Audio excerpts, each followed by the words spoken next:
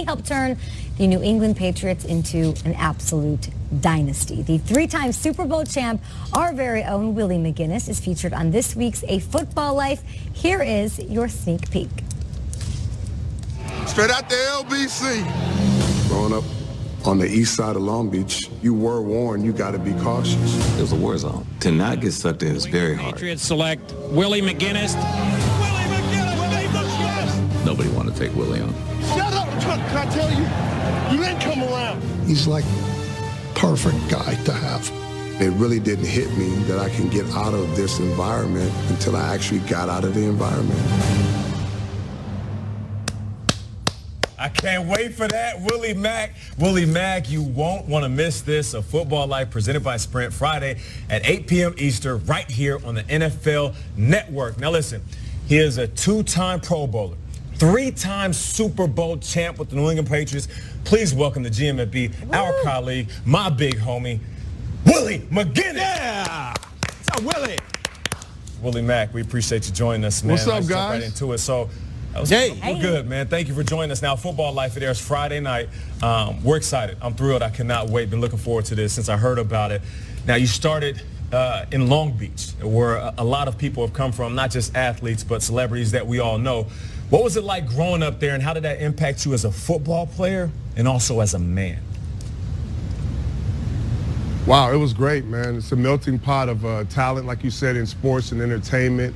But it's also, you know, one of those situations where you grow up and you got to make right decisions, or you can end up on the wrong side of the tracks. But I got to say I'm blessed that I grew up around some great people, some great teachers, some people that kept me in line and kept me on the right track. And, you know, it's Long Beach, man. So you know what we putting out of there, Nate. You know the history. Yeah, I do. And now you're at a pool party in Providence. Willie, we love having you on the show. We wish we could have you here in studio. But when you're looking and going through this Football Life experience, I imagine you're sort of having to go back and relive some of those highlights, the lowlights of your career. Doing that, I know that you're still very connected, obviously, with football, but not on the field. What do you miss the most? I think being around the guys, preparing, the camaraderie, the things that people didn't see on Sundays. You know, it's special when you can be in the locker room with a group of men who all understand that it's about team versus individualism, and some of the sacrifices we made, the hard work, being competitive amongst each other, the coaching, the things that we learned, some of the things that we went through together, the trials and tribulations.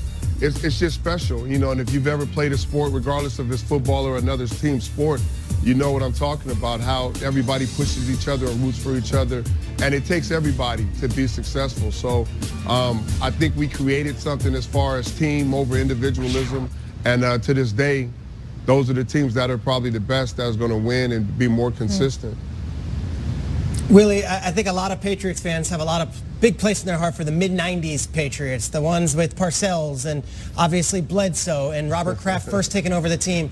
You're at the core of all of that. Let's go back to 1994. The last shot we just saw was you wearing that 75-year anniversary patch, so it was that rookie season. 4th overall pick, Bill Parcells making the selection. Willie McGinest is the pick. What was your thought coming out of college and joining the New England Patriots so far from home?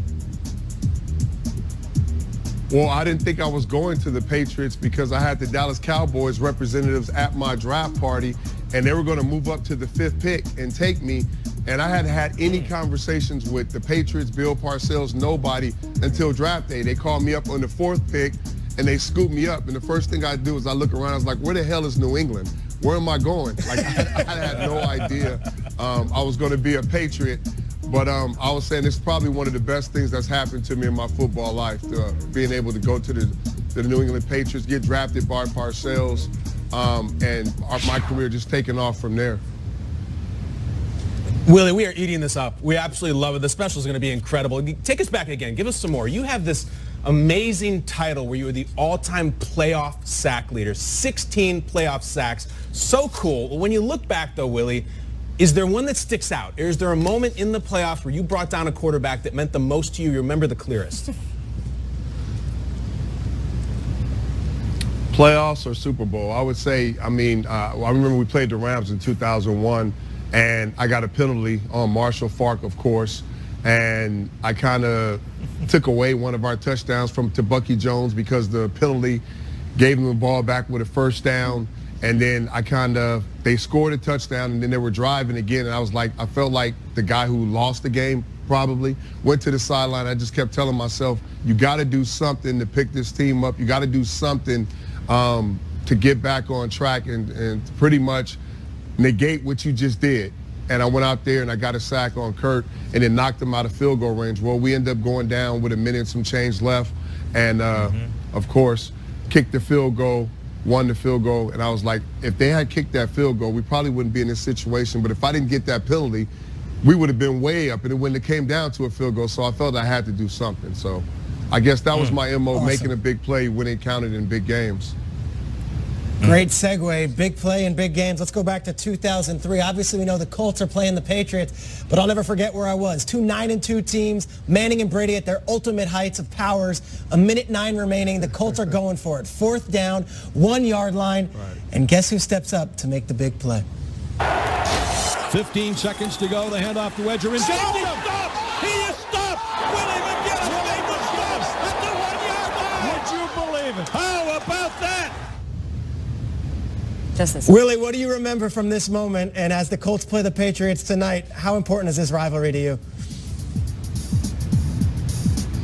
Well, the first thing I remember is it's always a chess game with Peyton Manning, and I was walked out on the slot receiver. So he looked at me, and of course he's going to make an audible or adjustment. He thought I was in coverage, but it was just a disguise. I was just standing up to kind of throw him off.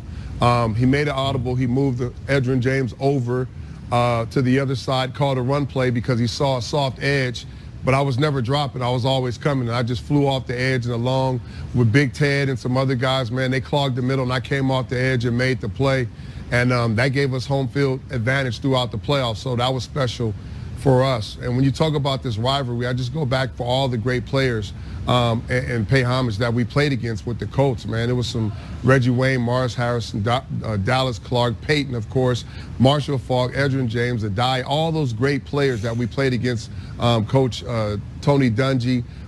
Man, it was always a big game for us. Even when they moved out of the division, they were always seemed to be on our schedule, and we would go at them. And that was the game that we felt like we had to earn our respect because nobody would ever talk about us, especially our defense, that week. It was all about what the Indianapolis Colts offense was going to do and how high-powered they were. So it's always a special matchup. We won our share, and they, of course, won their share, but it always makes for a great game. Andrew Luck, 0-5 up against the Patriots. You've got Edelman back for those Pats. How does it shake out tonight in New England now that you know where it is? I know we're talking about Edelman, and he's definitely going to be special once he gets back into playing shape, and he's going to open up things with that offense and Gronk and Philip Dorsett and Cordero Patterson. But let me tell you, the Patriots, they have a history of pounding the football on the ground against the Indianapolis Colts. So I'll look forward to be a big day on the ground for Sony Michel and James White and whatever running back they got coming in to play. They've averaging 100 and almost 95 yards in the last 4 meetings with the Colts. So until they can stop the ground game, why drop back and pass the ball? The Colts are like number 2 in the league in sacks. So I expect it to be a ground and pound type of game tonight. My man knows this stuff. Coach Mack. Well, listen, I know you as a man. I also know you as a player, and I'm glad that the world gets to see that during that football life. So thank you for joining us. You'll also be live Sunday morning in Kansas City with Amber Thiel-Harris for game day morning and Good Morning Football weekend. And make sure everybody out there, please, I'm telling you, go check out A Football Life presented by Sprint Friday, 8 p.m. Eastern, right here on the NFL Network. The legend, Willie McGinest. Thank you for joining us, my brother.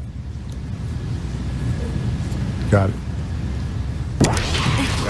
Thanks so much to Willie there. Check out that Football Life and stay here because this guy, number 10, toe drag swag himself, DeAndre Hopkins, Texans superstar, joining the breakfast table to talk Houston, Watson, their matchup with the Cowboys.